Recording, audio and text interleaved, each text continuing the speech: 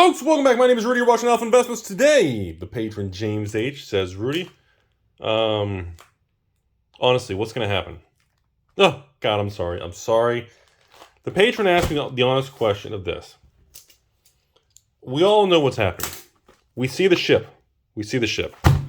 Based on what we know, and based on where the market is, the real question is not what's going to happen with Baldur's Gate, what are today's prices.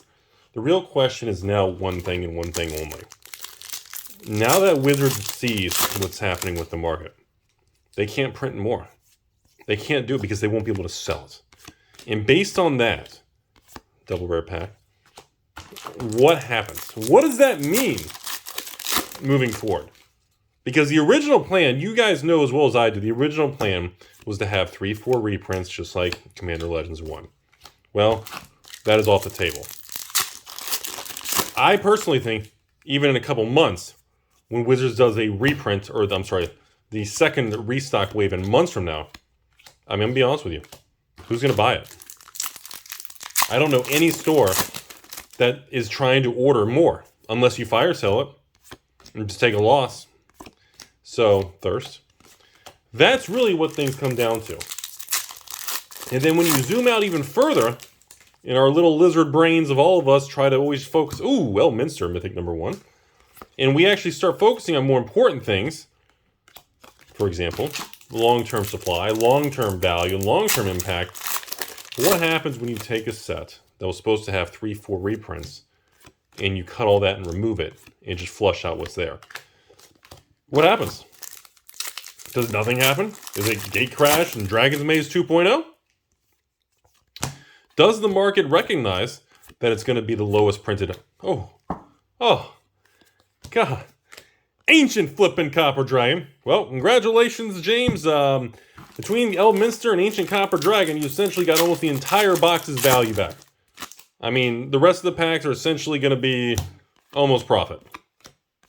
Well, Morphic Pull and oh my God. A Morphic and a Prominent, a double land pack. Well, yep, you officially got your money back on this box, and everything now for the rest of this box is going to be profit. Holy smokes, that's wild.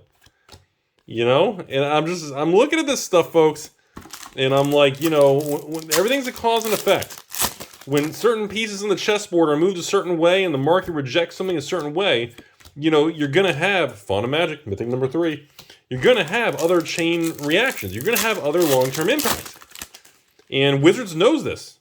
And Wizards knows they can't reprint set and draft, you know, for the holidays and next year and everything. They can't do it. They can't do it. Because it will literally, unless it's sold, unless they mark it down to a point. Wow, Spire Garden, land number 3. Now, if Wizards redoes it and dumps it all on clearance in some weird thing that's never happened before, which they've never done with distribution, I don't know why they would do that.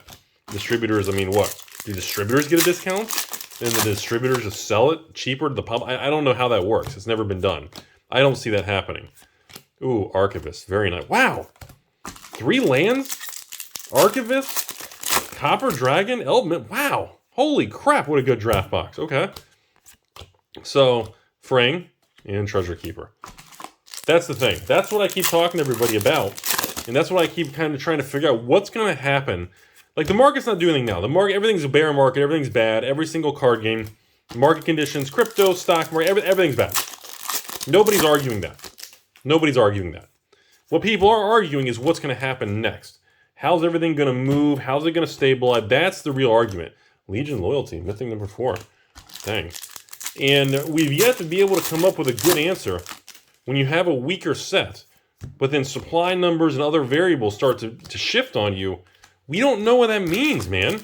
We've never had a modern set come out and swing like this one has. We've never had it happen.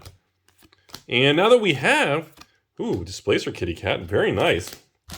Dang, really? So we get Archivist, Kitty Cat, what, 2, 3 lands? Dang, it's a good box. Holy crap, Cole. So some people are predicting that what's going to happen is the market and the prices are going to stay flat and exactly where they are. Nothing's going to go up in value. Nothing's going to happen. And then essentially this time next year, if Wizards pretty much doesn't make more of it, the market will get through and absorb all the supply, and you're going to start seeing weird market behaviors, Eldritch. And I don't know, because you're trying to predict on next year's market condition, and you're also trying to predict what the new sets next year are going to be. Jellyfish, hey, Packed Weapon, I still think it's a cool card. I always like the mythic equipments. And, you know, it's very difficult to say. It's very difficult to say. I mean, what happens if some of these cards swing? Kindred Discovery, great foil rare, by the way. That's the end of box 1. Honestly, James, congratulations, man. That was an amazing, absolutely amazing, just regular cheap draft box opening, man, for Baldur's Gate. That was absolutely fantastic. Holy crap, that was an awesome one, man. Box 2, I mean, that's how we do it, folks. 5 minutes, we churn through whole boxes. We don't screw around. Life's too short to act like you enjoy things. We don't enjoy things here. So, you know, I don't know. I know the comment section, everyone's attitude, everything's very emotional and dramatic on this product. We got the old Woya. Hey, Silver Dragon, pack 1, box 2. There we go, Mythic Elder Dragon coming in for the old blue Silver Dragon. Very cool, man. Wow, good start for box 2, everybody. All right, what do we got here? Coming out, we got Storm King's Thunder, Mythic number 2. 2 packs in, 2 Mythics. Jeez, really? Okay, I feel like we're getting trolled. Like, we've been bashing and trying to be positive. Spire Garden and Elder Brain for the foil. Sometimes I feel like we bash something so much, like Peggy's like, all right, fine, make the box opening good. I feel like that happens sometimes. Alter. So, because, you know, I've been thinking about that. I was like, you know, first of all, when you have a really good set like Commander Legends 1, imagine if they didn't reprint it multiple times. Red Dragon, the rare version. Can you imagine if Commander Legends 1 with Mana Drain and Jeweled Look, can you imagine if they didn't reprint that 3-4 times? That would be like a $300 box already. It would be stupid and insane. So there are times when it is right, especially on specialty items, for Wizards to reprint and have a good amount of supply. It's important for that to happen. That's a very real thing. And yeah, I mean, that's just how it is. And there are other times when they gotta acknowledge, hey, Matrix, they gotta acknowledge that they screwed up. And guess what? On Baldur's Gate, they fucked up. They screwed up. They effed it up, man. There's no way to discount that they didn't screw it up. They did. And they knew what they were doing. And, you know, it was a screw up. They tripped, they stumbled, they screwed it up. It is what it is. So based on that, you know, I just, there's no way, folks. There's no way there's going to be 2, 3, 4. There's no way they can do 4 or 5 reprints like the first Commander Legends set. There's no effing way. There's no way. There's no way. So I just think they're going to move on from it. That's my opinion. Darkness, triple rare pack of a bunch of nothing. Move these commons over. Sorry, I don't want to knock them over. So I still stand by. These draft and set boxes are really the thing to watch, folks. These things are going to be really the variable to keep an eye on. Hey, Promenade. And look at that. Foil Command Tower. Very cool card. Okay, Promenade and a Command Tower. That was a nice little pack. I still think the draft and set are just so, because they're not overly expensive. Hey, another Kindred Discovery. That's a cool card. You know, the fact that you can get these things, the average market price is $90 to $100 with shipping and tax. I mean, there's just not a lot of downside risk to it compared to the collector box, which is a premium product. Buying it at $90 to $100, I mean, what do they do? Reprint the next one, it goes from 90 to 80? I mean, it's just, you know, and even then, that means stores are selling at a loss, which means they're going to flush it out and the store's not going to order it again. See, that's the economics of cardboard, folks, are very simple. If the product sells at a loss or doesn't sell it at all, stores just get rid of it. Okay? I should have a whole separate discussion on this thing. Basic economics for the public right now. Oh. Ancient Brass. God, those do look cool, man. It almost looks like a real picture in the... Oh, my God. Dude, get James. Oh, great box opening, man. Holy crap, you had some killer pulls, man. Oh, and a foil Promenade. That's a second foil land. You know, it's kind of crazy because you see people's attitude towards this product. Sea of Clouds. Wow, really? Okay, that's awesome.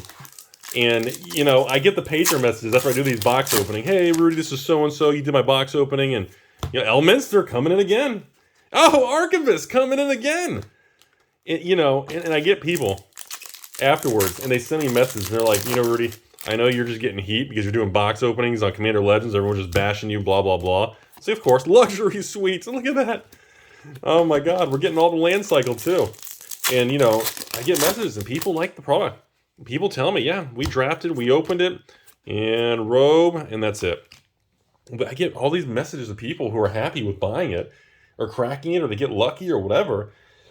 And they're just like, you know, Rudy, I don't get it.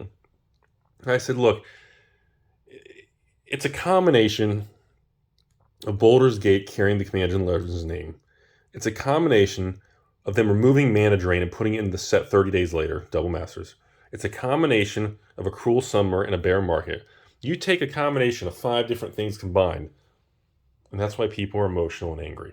It's a combination of many variables working together and making people upset. Long term, a lot of people forget about a lot of these variables. They don't pass through. In 12, 24, 36 months from now, when someone discovers Magic or is playing Magic or buying a standard set in 2026, 2025, no one's going to remember any of this. It's just, it gets lost in the shuffle of life and timelines, you know? Just like what happened with Ixalan and Rivals and Amma and Kitty Cat and Hour of Dev and Eldritch Moon and Shadows and, you know, Battle for Zendikar and Oath were deemed it came out and crashed because of the lottery. You know, all these things that happen end up getting lost in translation as the years go by. And that's all I have to say. And I think the negativity is excessive. And you know what?